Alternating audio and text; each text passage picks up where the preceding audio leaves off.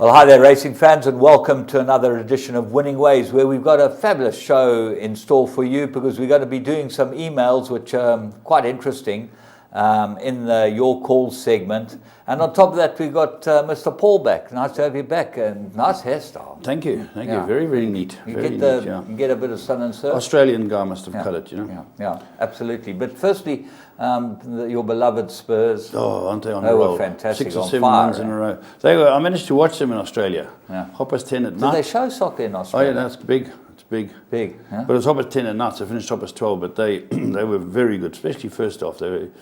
They showed they deserved to be up to second. Yeah. They've lost the least amount of games, them and Liverpool. Yeah. But I see Liverpool drew with Man City. Well, Man United, good game. What was interesting about that was Mourinho said he was very satisfied afterwards.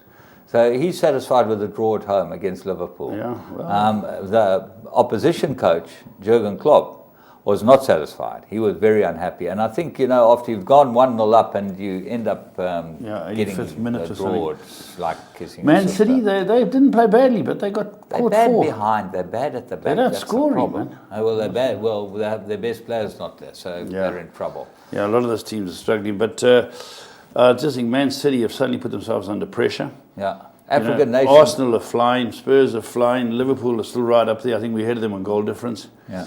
And Chelsea keep on rolling.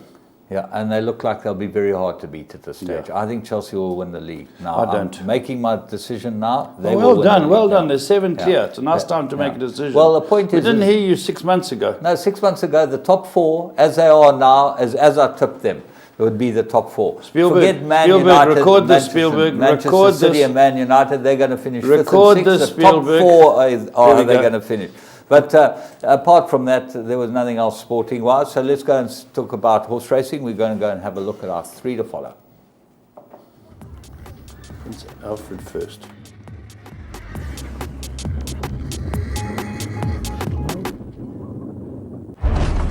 And they are off in the Travers. Flower Alley is the winner.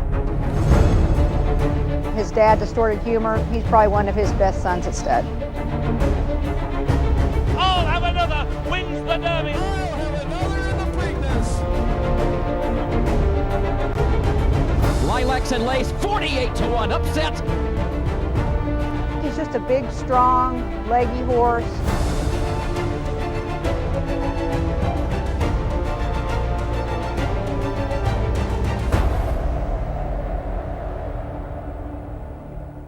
Let's go to Cape Town on Saturday, and we're going to go and have a look at race 1, Kennilworth, and young Marcus, setting out a few that he's doing very, very well.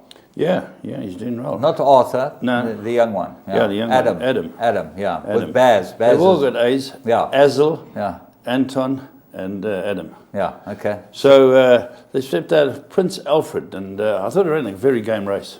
Very, very nice race. It's a son of Great Britain. Let's go and pick them up at the start. It's in the Bauer colours, and Baz has got a share in it.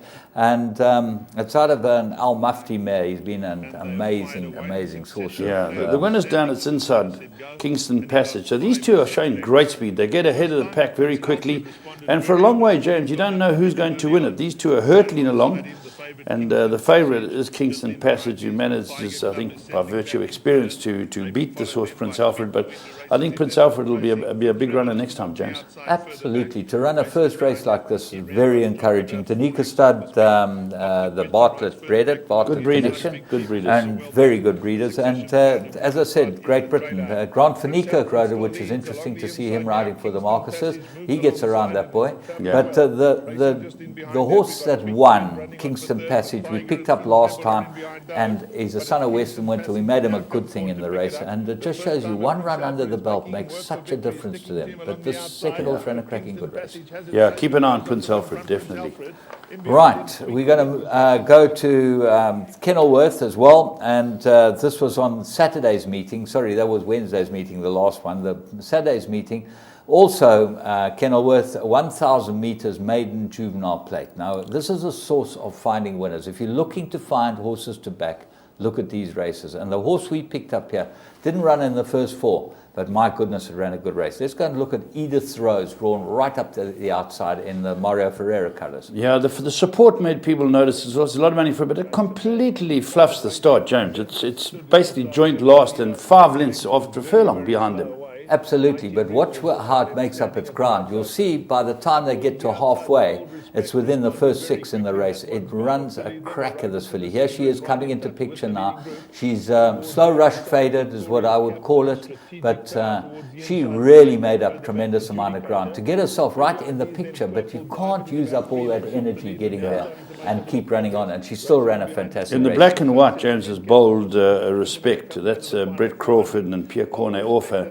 And again, experience playing a part. It runs a good race. There's a lot of speed in this race as well. From the beginning, you saw Herodis and a few others showing good speed. But this horse sets off to win.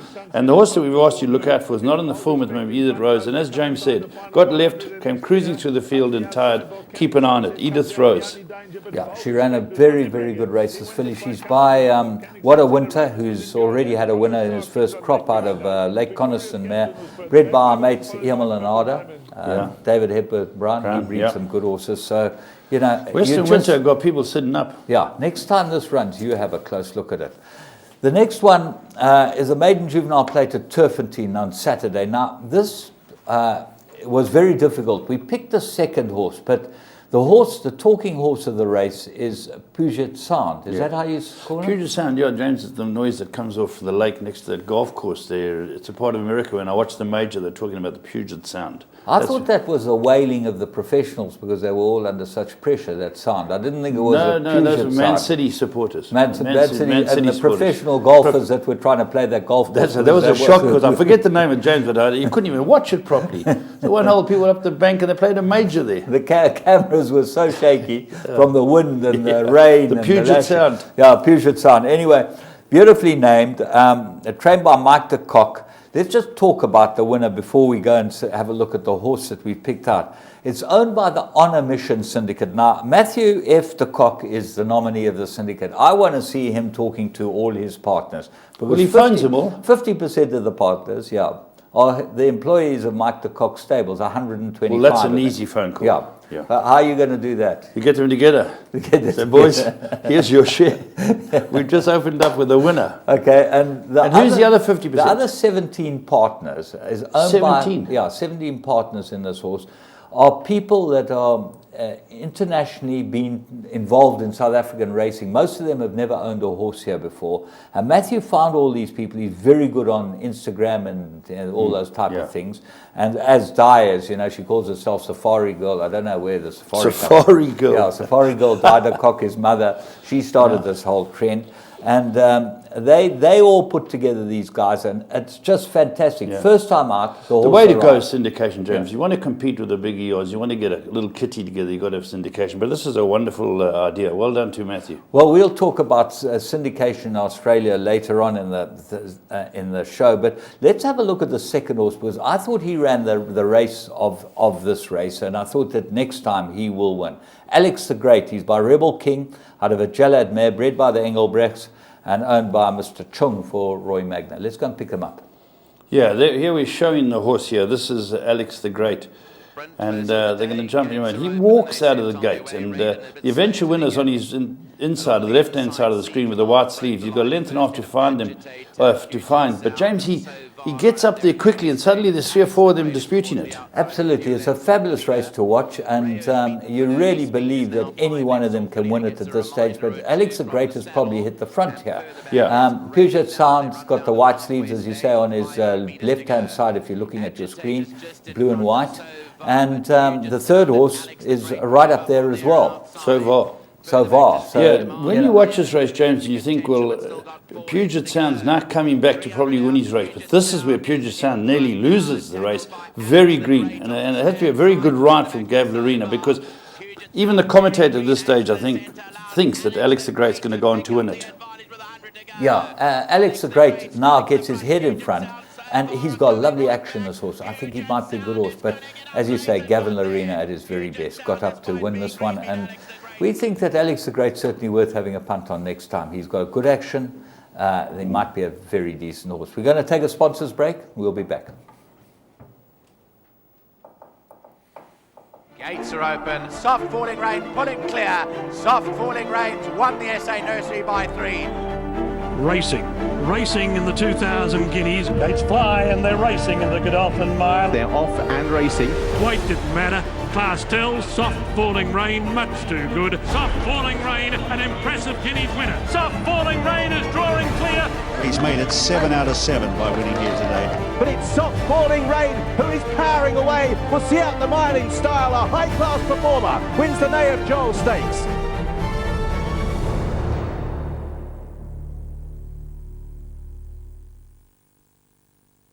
Okay, well, we're going to take a break and we'll be back with a blast from the past.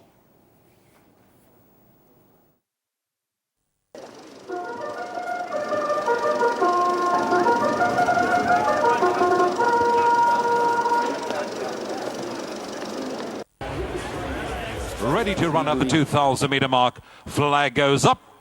Gates fly. Racing to the roar of the crowd in the J&B Met. Punta Arenas landed running from Louis the King, who's up there with the speed. Talina, Orion is pushing through on the inside rail as they link on to the course proper and head towards the 1700.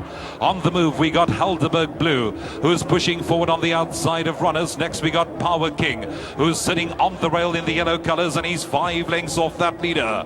A length and a half behind that comes Futura, who's a neck in front of Jet Explorer.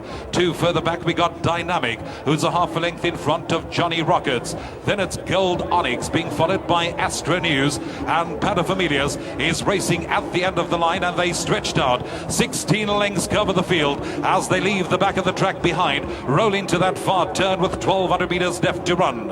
Helderberg Blue sets the pace in the J&B Met. Louis the King is in second, and neck away on the inside comes Punta Arenas third. Then comes Kahlua Castle creeping closer. Talina between runners. Orion, the blue colours, on the rail, and he's 5 lengths off that leader. A length and a half behind that comes Futura and Power King. These two are side by side, and they 10 lengths off the leader. 2 further back we got Jet Explorer, who's sitting on the inside of Dynamic. Gold Onyx is being followed by Johnny Rockets. Then comes Paterfamilias, and Astro News is gonna whoop them in as they flatten for the run to the judge in the J&B Met with 600 metres left to go. Helderberg Blue is the one in front. Punta Arenas along the inside. Louis the King is being angled to the middle. Deeper out comes Kahlua Castle. Talina. Power King gets going. Futura still 3 off the leader. 300 metres left to go. Helderberg Blue is hanging tough in front. Punta Arenas. Now Louis the King gets popped the question. Power King gets going. Futura is coming home full of running between runners. It's Futura that strikes the front with 100 metres left to go. And Futura is drawing clear. Futura wins the J&B Met.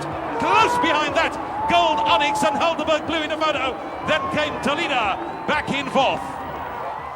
Well, there you are. That's a triumph of the 2015 J&B Met, and we're getting ready now for the Sun Met. Remember, that's your date, 28th of January, a couple of weeks to go. Should be fun. What did you see in this race?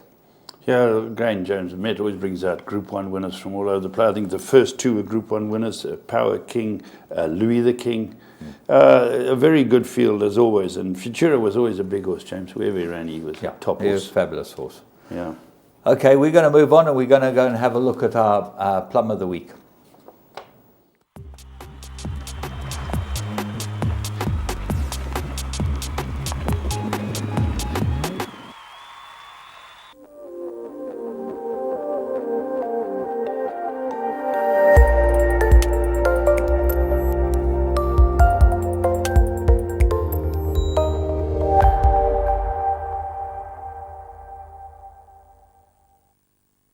Very well on the outside of Alpha Hud. Then comes Misty Roller as they head on down with 300 to go, and Orchid Island is absolutely cruising at the moment. Alpha Hud racing back in second. In behind that Furiosa, Misty Roller, but there's only one winner here, and that's the filly Orchid Island. She travelled brilliantly the whole way, and she's going to smash them in the Sea Cottage. Orchid Island, brilliant, went 3 lengths. Second place, Furiosa, Alpha Hud, Pagoda, then Misty Roller. Ray Daverick, crowd pleaser. Further back, Happy Pills, Okavango, Delta. Well, there you go. If you ever had to have a bet, we picked this horse up in 3 to follow. It had to be in your black book. 7 to 1. You could have got 10 to 1 on Interbet at the opening betting. If we backed it in to 7 to 2, 4 to 1 on Interbet, it started 33 to 10. But this is a very good filly. Put this filly in your book. Nice to welcome Anthony Del Pesh back, Laf, because he's been off with a broken clavicle for quite a long time now, just over a month. And amazing how well he got back. His first ride back he won on. Went to Joburg to ride this filly. And I think this is a superstar. I really like it. Yeah, it was very impressive in the Sea Cottage Stakes here. And Anthony Del Pesh is just a great rider. It's good to have him back. Absolutely, and fantastic for the Wilgerbootsdrift Maritz Fontaine team. This is pedigree. Silvana out of Illa Grande, that's Illa Bella's try that again? family. Yeah. See, I think they got the gist. Got the gist. Let's go take a sponsors break before we make too many more mistakes. Yes. If you love soccer and you play the tote, you won't believe what Interbet has to offer you, or the excitement of tote betting on your computer or your cell phone. It's simple. Choose your teams and your bets, work out what your combinations will cost, see how big the pool is, and place your bets. You can even track your bet live as it happens and get updates on your progress. It's all the fun of the tote on your phone. So what are you waiting for? Sign up now at www.interbet.co.za and you could be a winner. Right, let's go and have a look at current affairs. We'll see exactly what's going on in there. We've got some very interesting footage. We've got some new footage up there. We've got a couple of feature races. Let's go and see what our sponsors have got to say. We'll take a break.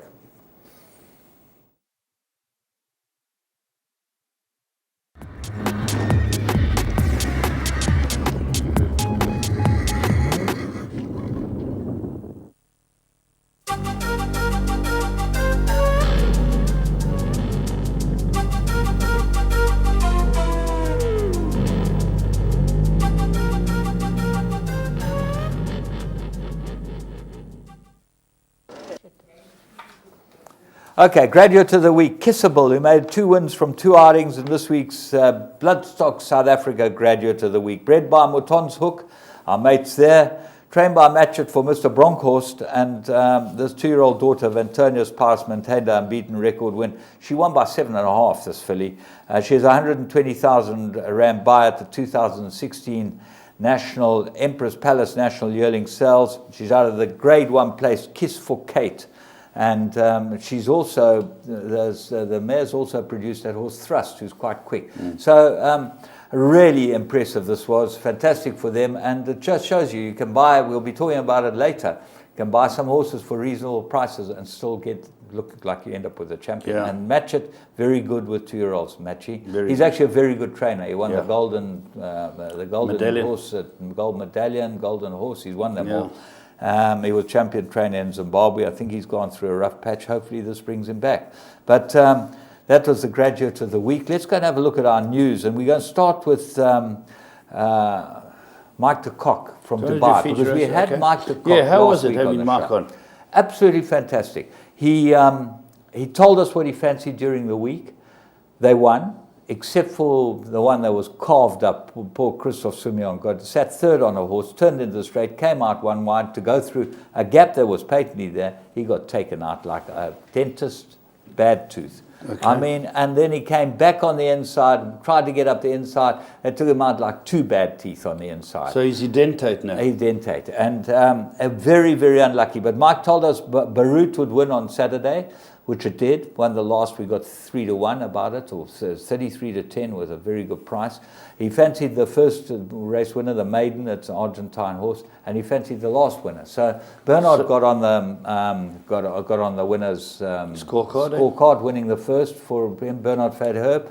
And Patsy won a couple, so it was Patsy. Yeah, Patsy's back there. What a great man, Patsy. Patsy's in great demand. Big demand there. So he's moved off Parky level. No, he's. They told me Mike said to me when I asked him about the caravan, he said, No caravan this time. He's come arrived. up. He's staying in the Hilton. He's in the Hilton. He's upgraded. With his family. Did he ride 2 winners, Patsy? Yeah, he rode a whole lot of other winners. He rode 2 winners on Saturday. Is he riding for Michael or no, everybody? he's riding. He's got some big guns. Such a good him. lad. Eh? Yeah, Such a good lad. Fantastic to see how well he's come and how well he's doing. Because he rode a winner for me. He's got to be a damn good jockey. He rode one for me Tory. Cockroach Sop. He rode for me. Tory rode a winner for both of us. Yes. And Patsy. So it shows you how good There's not much Patsy is. between They're them. about as good as each other.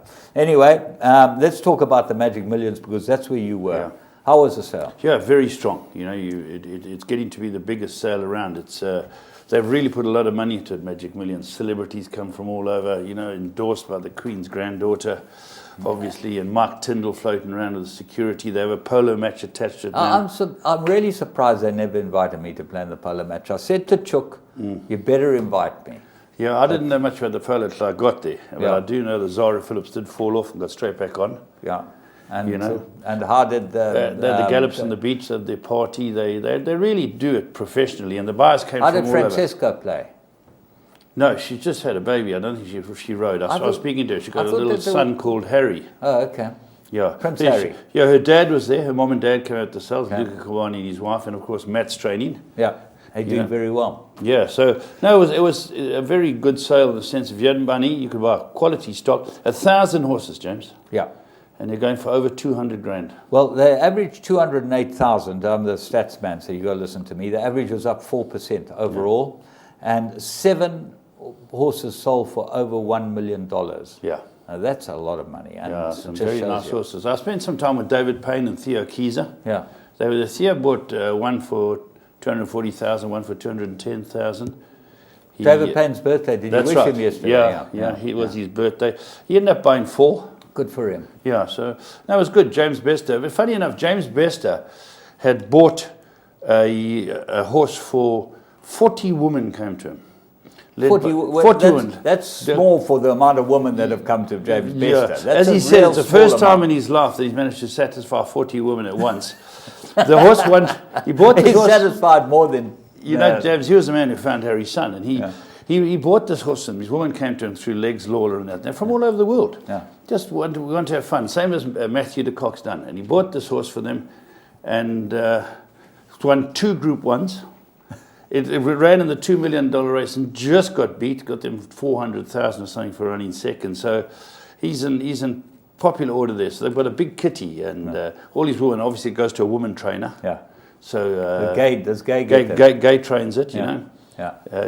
What's it called? Gay's got those women's syndicates now. Just talking about Magic Millions, they have a bonus of $500,000 for any women's syndicate that wins. They pay the first 4 women's syndicates. I think they pay $350. That's right. $150. It's got to be owned entirely by women. Yeah, 50 and 50 for the 3rd and 4th finishes in their sales race, which is a fantastic They had $10 million up. That's why everyone's coming to buy the horses. Yeah, it's a lot of money, and their stake money is going up all the time, James. So they've got a lot of investors, syndicates, and you'll get a situation where you'll have. You look at who's bought the horse, and they'll have the equivalent of, say, Marsh Shirtliff stroke Chris Haber, 2 major players. Yeah. They buy together. You know, they say, listen, we're not going to go against each other, so we're buying. And it's signed for duly by them, or 3 of them, or 4 of them. Yeah. Well, we've got an email which is quite interesting, which talks about who buys what and what happens there at the sales. Yeah. Just talking about the big players in the business, the Beck family, Anthony and Angela, they sold Highlands Farm to Ridgemont. Yes, which is fantastic for us to have investors like Ridgemont, which is the key features for those of you that don't know. Craig runs the show, doesn't he? Craig Carey for them. Craig Carey does a fabulous job for them. I think he's a very, very astute man. Yeah, he's very astute. He was with Arkansas, and he's been in it all his life. And what happens to Mike Sharkey? Mike, I think, staying on. From what I can gather, I was speaking to one of my sources of info from the Cape today, and her husband Walter is, doing quite well, so that's quite good. So I don't want to mention that, but anyway. So Michael Sharkey's going to stay on. He's been a wonderful horseman. Mike, he's the heart and lungs of that operation. Yeah. So well done to them. A couple of other things. obviously, the sad part about breeding and the breeding part was Peter Phoenix passed away this week, you know, Yes, which so was that's- very, very sad. And our condolences to Val and the family. A major player in his day, you know, won the Met and everything, yeah. But he just was one of the proper horse people in this business. And I think he sat on a lot of boards. I sat on the owners and national owners and trainers with him. He was a fantastic man, very, very knowledgeable and a good guy. And we say a real sad loss. As far as the rest is concerned, Black Caviar, she also passed away. No, her mother did. Black Caviar's mother. Yeah, it's All Too Hard's mother as well. All Too Hard's mother, Black Caviar's mother. Black Caviar's baby ran the other day. It was all the rage and ran third, the first one. Well, she died at 15, and it shows you what a loss this can be. Do you know why she died? She had a reaction to the medication she'd given. Sometimes you give a horse, I've seen it happen once before, but I've heard it happens quite regularly. Give a horse a shot of penicillin, and they just go. Yeah, they just fall. They're very prone to things. And you can't revive them. They just... Yeah. They have gone to cardiac arrest, and that's it. Harry's son. End of it. Cardiac arrest, same thing. Yeah.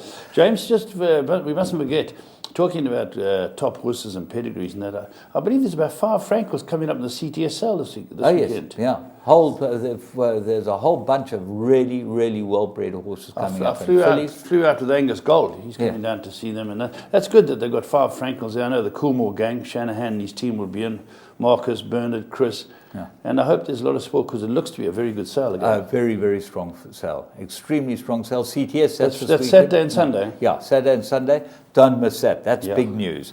The other big news is we're going for the Sun Met at the end of the month, but on the same day, and this is the big news on the websites, is the Pegasus $12 million race. Okay.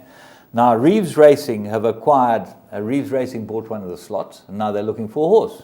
Okay? Yes. They've acquired a horse by looking at Lucky. You know, he was being very, very... You had a looking at Lucky, didn't you? I've got a looking at Lucky filly. I'm very lucky to have it. Yes. You're looking at Lucky. I'm looking at Lucky now. Breaking Lucky is his name. And he ran second in a Group 1 last time. The horse that beat him's running. If it can get to the races. Now, how's this for a story? No. It's stabled at Fairground, Pennsylvania.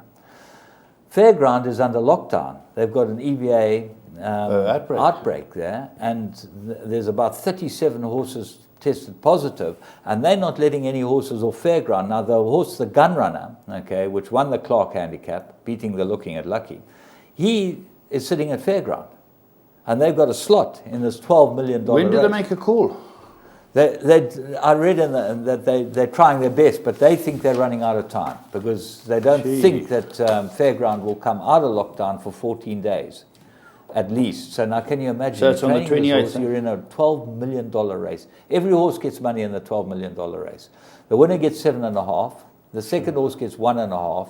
The third horse gets $1 million, so it gets its money back. And all of the others get $250,000. That's how this. So they're hoping to get in there. Talking about this $1 million race, Barbara Stronach, who's from the Stronach Frank group, Stronach, she said, we're going to try and attract new people to racing by this $12 million race. So what they did was they got a guy called Conor McGregor. Okay. Do you know Conor McGregor? No. You don't want to know him in a dark alley. Okay. Oh, he's a bit of a breaker. He's the mixed martial arts champion. Oh, that Conor. Yeah. Oh, no, he's a great mate. He's a great mate. Well, you need to be great mates with him. He is a legend amongst the youngsters. Yes. They got him to do their advert. And if you go to your television, say your internet, and go and look up Conor McGregor, go and look up the Pegasus advert they did. It is hilarious. It's absolutely brilliant, okay?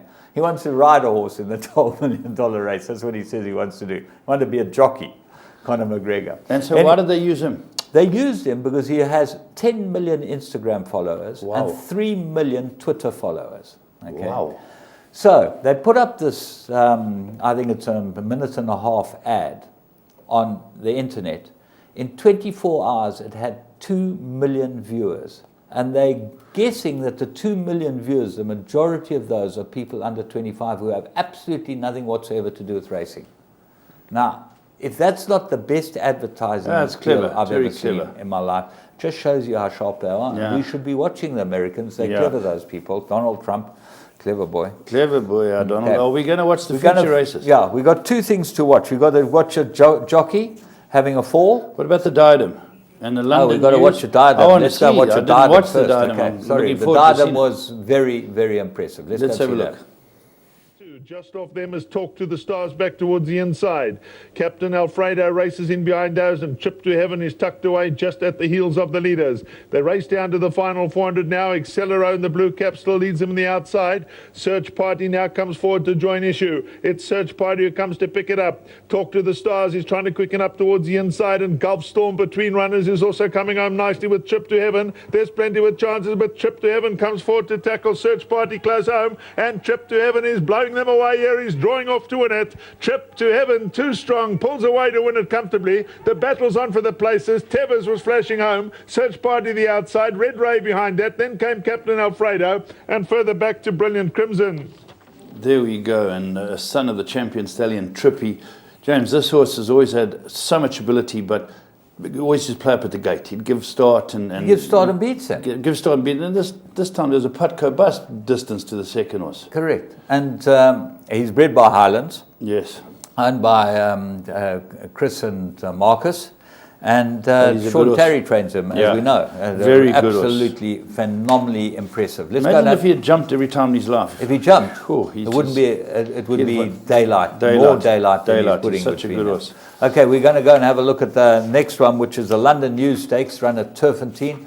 Always a pointer, this one. Let's go and have a look and see what happened here.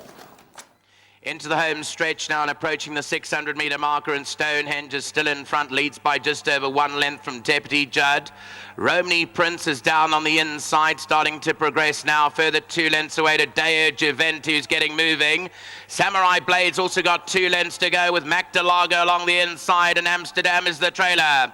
350 to go, and Romney Prince picks up the advantage, gone a length clear of Deo Juvent. Samurai Blade's under the stick, back away in third, and then comes Magdalago. It's Romney Prince, this length clear of Deo Juvent in the London News Stakes. Romney Prince being kept rolling from Deo Juvent.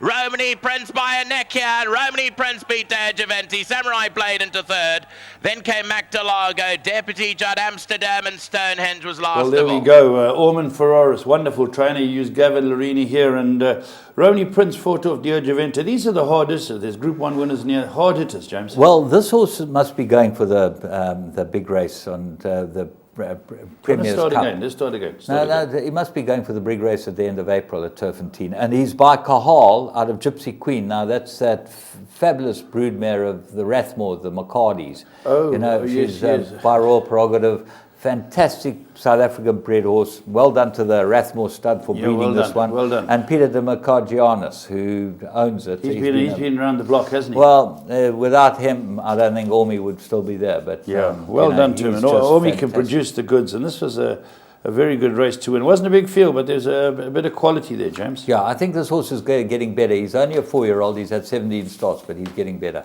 He might be quite good. Where are we going? I'll tell you where we're going. When I was overseas, we were sent something to have a look, and it's going on Facebook. It's going all over the place. This is a horse that ran in England over the jumps, and it drifted from 10 to 1 to 32 to 1. And there's a short clip, and they put this clip out to everyone on Facebook and say, did the rider fall or did the rider jump? Now, we're going to highlight it. James, you've had a look at it. I've had a look at it. You're not saying? I can't say. We want the public to have a look at this. It's very interesting because they showed it to me in Australia. Have a look at this. They can say, and they can send us an email.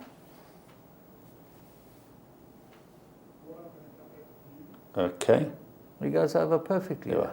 He gets back in the saddle.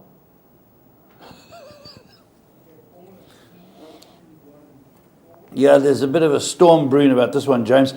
He seems, from my opinion, he seems to get over the jump and he loses his footing, the rider.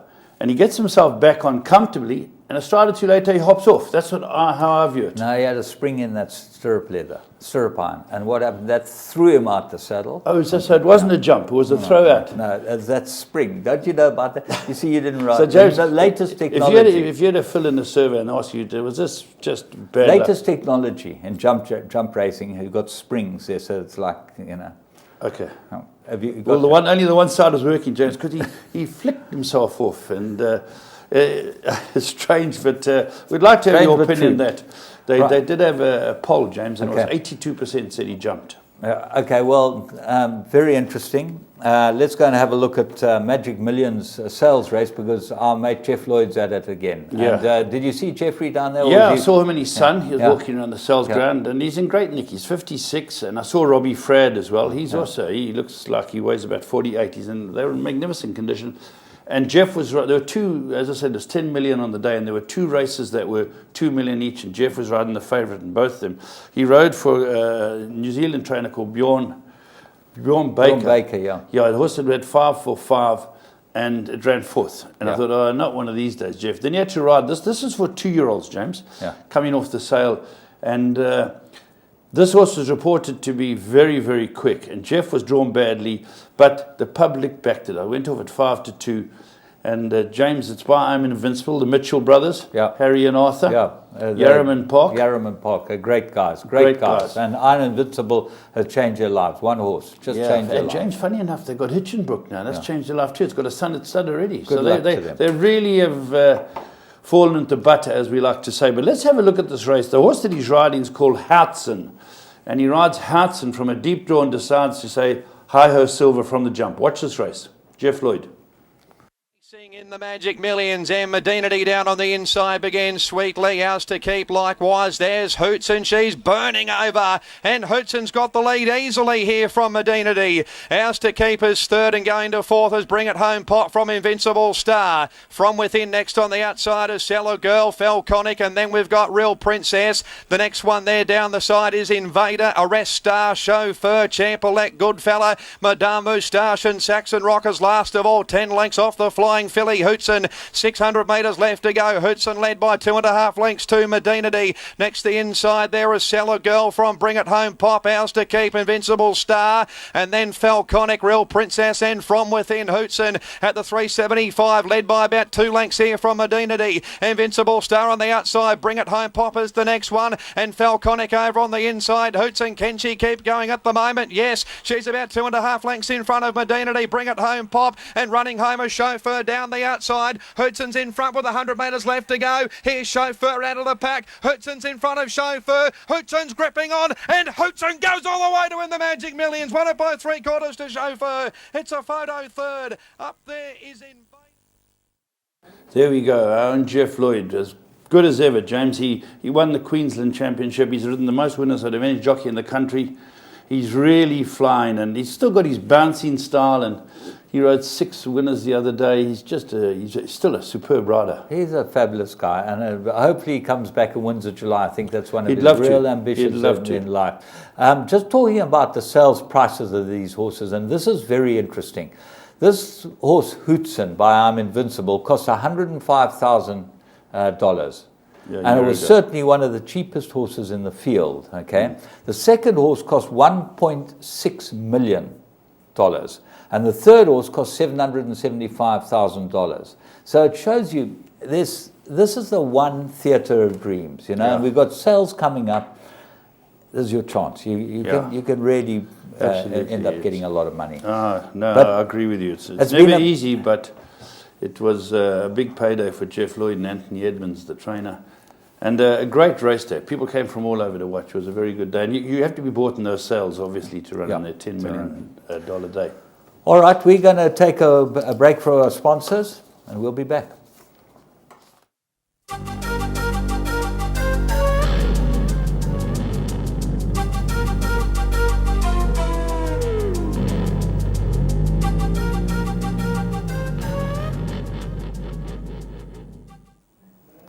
Now we'll take a break for a race that is coming up, and we'll be back with Your Call, which has got some very interesting emails.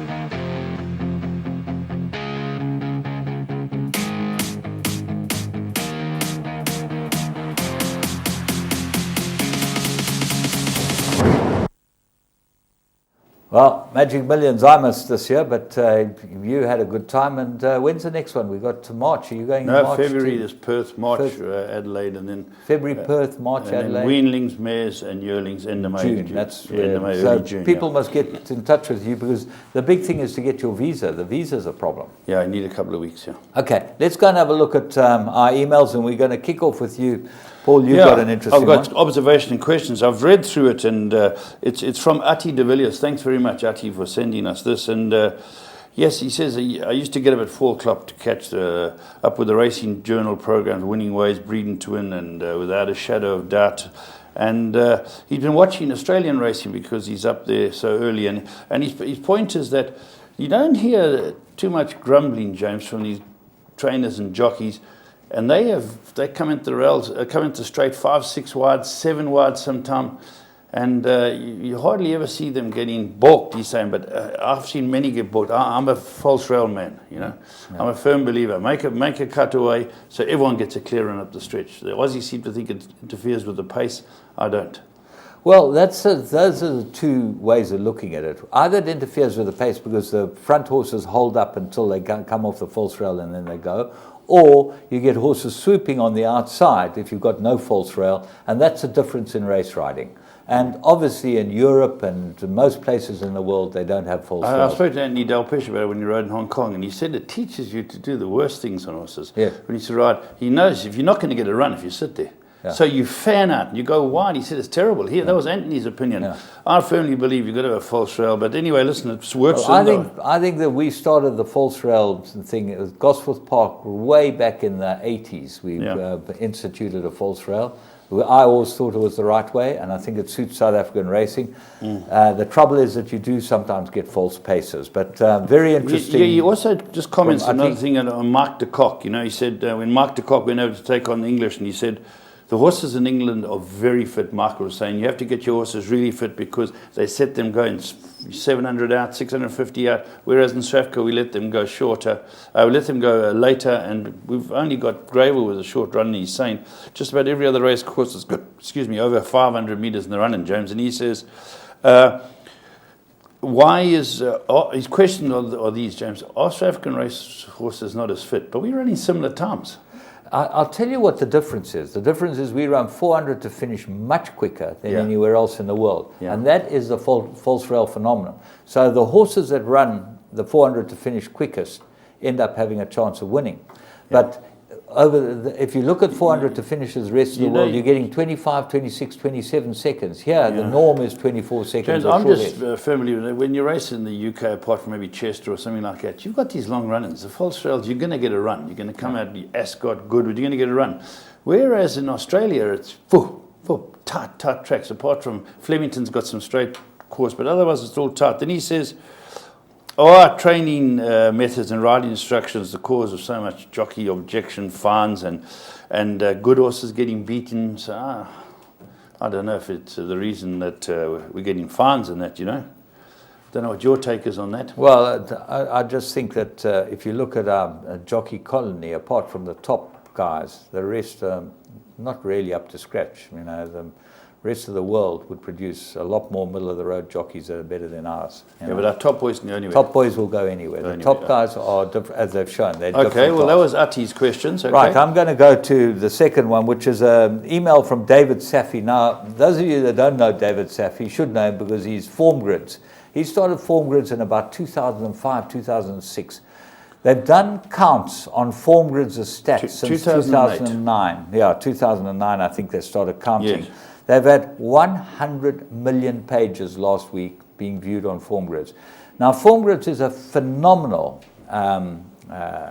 site that is free to the public that you can actually study form on because they give the collateral form all the way through. And you can see races. I live on it, James. Yeah. I'm always on it. Everyone I know in racing is David Safi's got the best program in Form Grids. You get on it, you study the form, as you say, you work it out.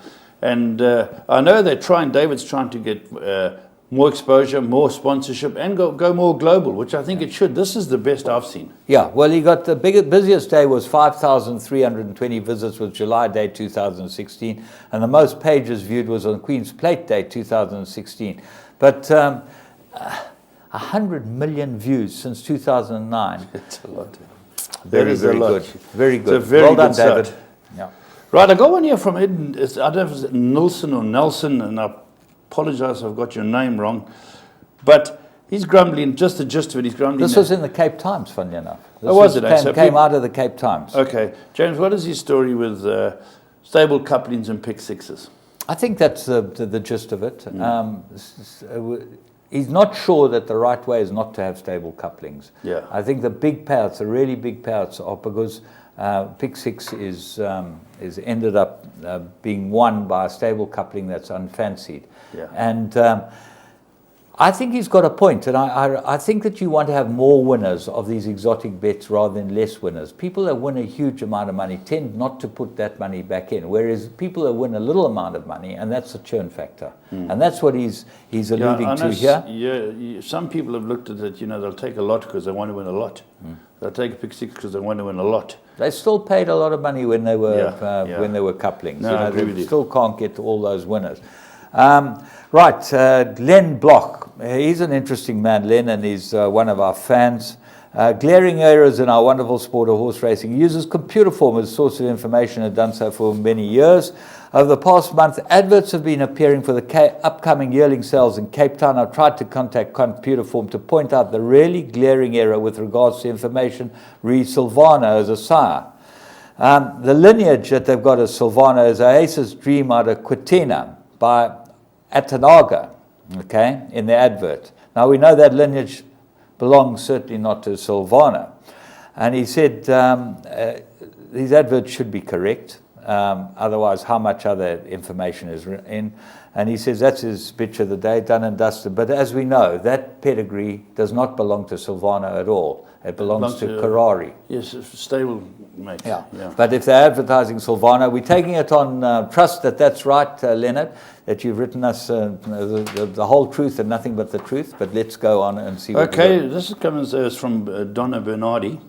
It's amazing, really. We either don't get it, or to paraphrase WC, when we've exhausted all other possibilities, we will do the right thing. The success of racing isn't about race day medications or federal regulations with the US, yada, yada, whatever.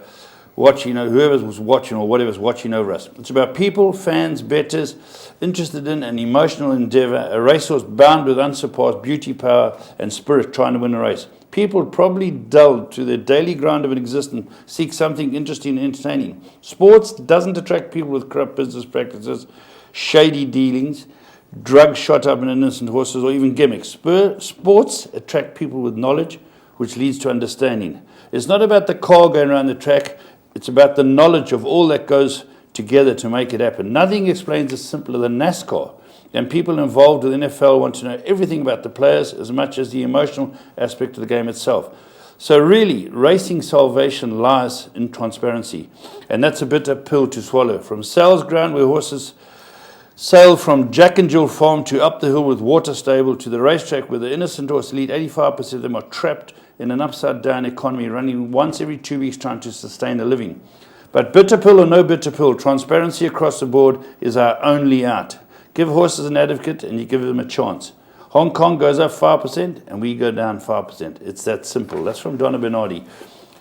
What she's saying is basically, James, that we've got to get more, not just stats, more on the emotional side, Exactly. Well, that is the point. When you look at the highs in South African horse racing, it has been about emotion. Whether it's Sid Laird winning 7 Julys, whether it's Sea Cottage being shot, whether it's Horse Chestnut going to America, whether it's Mike de Kock in Dubai, who has an enormous following and does more for South African racing than any other single person in South Africa. They can all come. He's done more for our racing.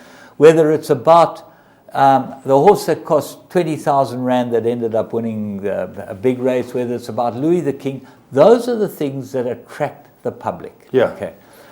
The other stuff is all semantics and byproducts, and we understand this as much as most. We've pushed for transparency as much as we can on the show. You've got to, not only transparency, you've got to bring the feel-good stories to life. A guy like Andrew Bond, very good at doing documentaries and that type of thing. We need to have as many of those as possible, going to as many people as possible. Unfortunately, Teletrack is a gambling station, and there's not much time. But we do our best on Winning Ways to make sure that we get to the people who love racing and try and give them feel-good stories. If you look through all our stories, obviously there's things that are very sad in the racing business where people die, horses die, this or that, things go wrong. But we try and bring good things to life. And I think that Donna Bernardi's got a very good point. Let's go to Leonard Block. Thank you for introducing your email segment. Well, nice that he sent in a couple of emails. Starting stall situation comes down to starting stall lads. And should coach these guys better is what he's saying.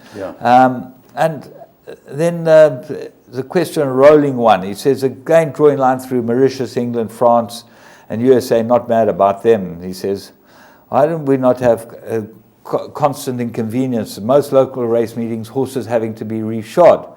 And this is a problem. And I've noticed that it seems more prevalent on the poly track. Yeah, I've seen it as well. Is it a factor? I think it's a condition of the surf, especially if you have rain. I think it takes a bit more suction on the foot. I'm not 100% sure, but I've noticed as well. Good point, Len. I've noticed many times they're just redoing a shoe at the start, you know.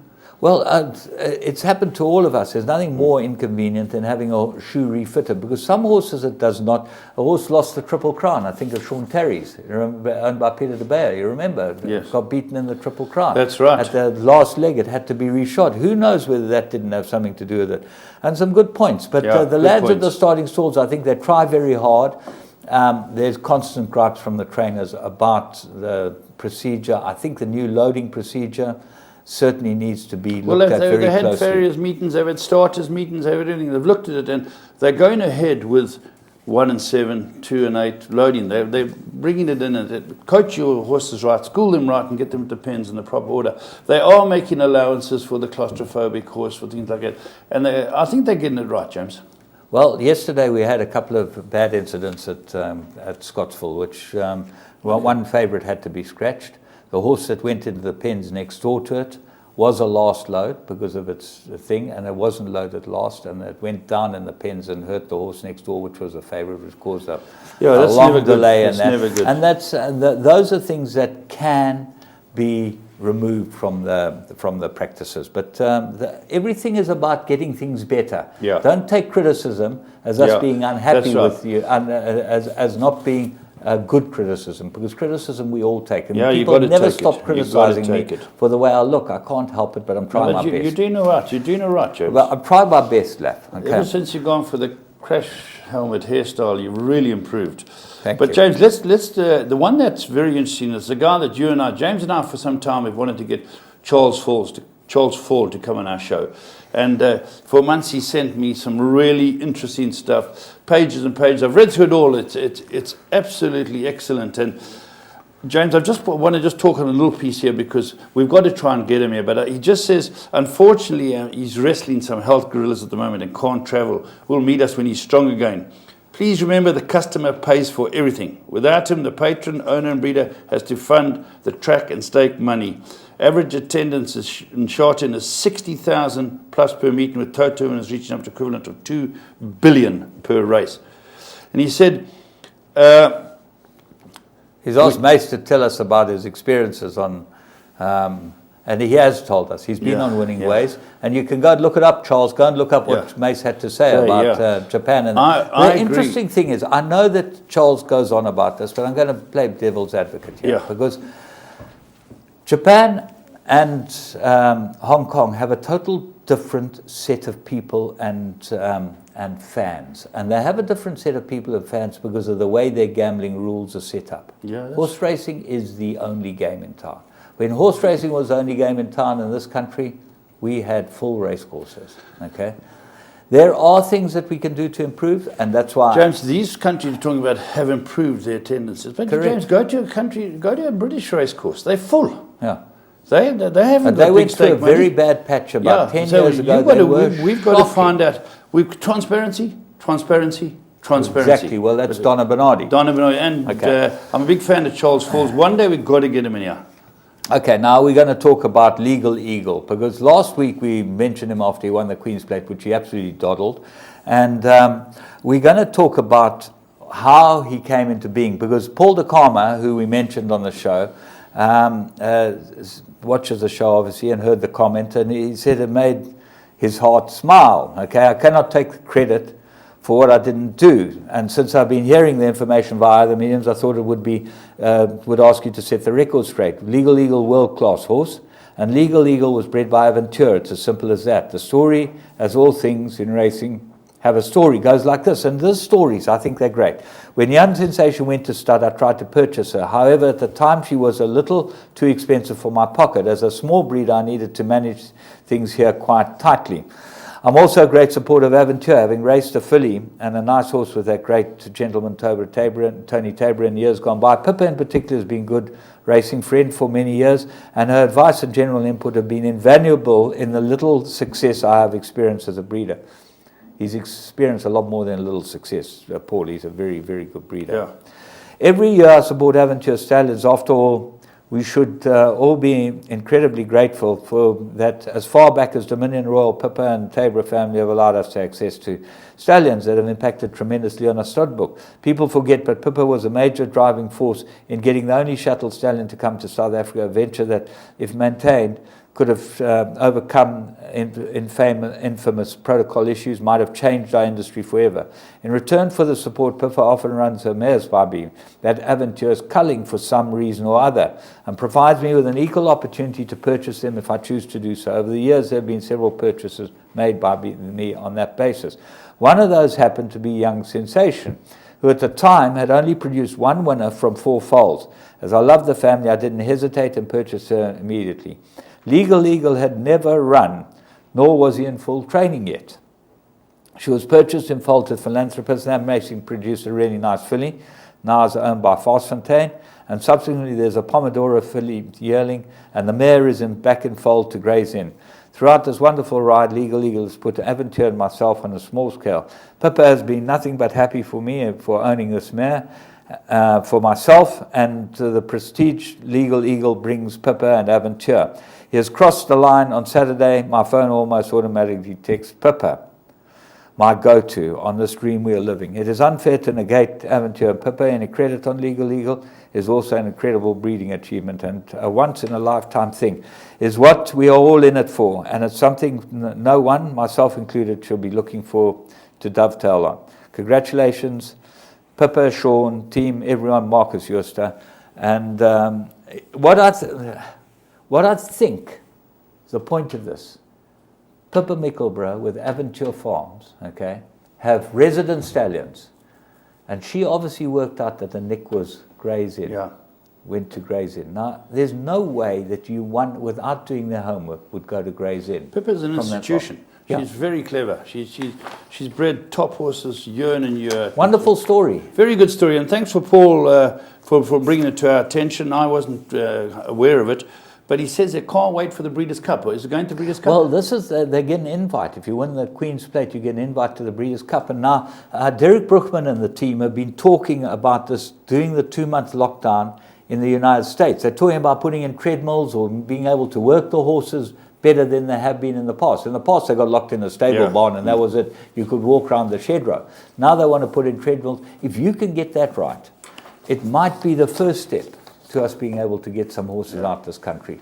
But we've still got to overcome the protocols, the EU protocols, which are absolutely heinous as far as I'm concerned. And you know, it's always been my take. And you know, when the Australians can get horses with Hendra wherever they like in the world, and we can't get horses out of here, it's a very, very sad state of affairs. We spoke to Mike last week about it. Kevin Shea posed the question to him.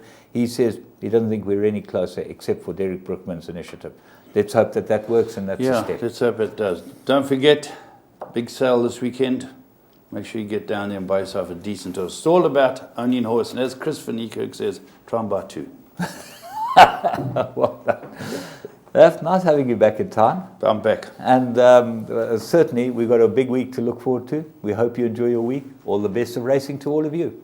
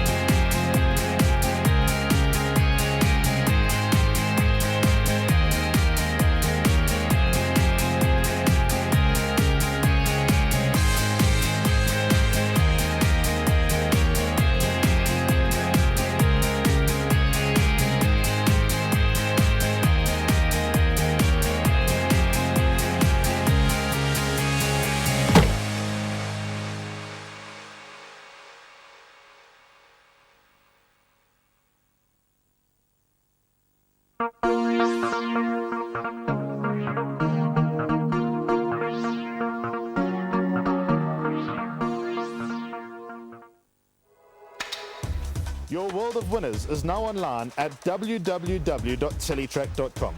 Simply subscribe to log into your account from any mobile device in South Africa and access a wide variety of content from our membership package options. Listen in via a live audio stream, catch live racing locally and internationally, or view a wide variety of Teletrack magazine shows to stay informed and updated on the go at any time. It's never been easier. Go to teletrack.com now.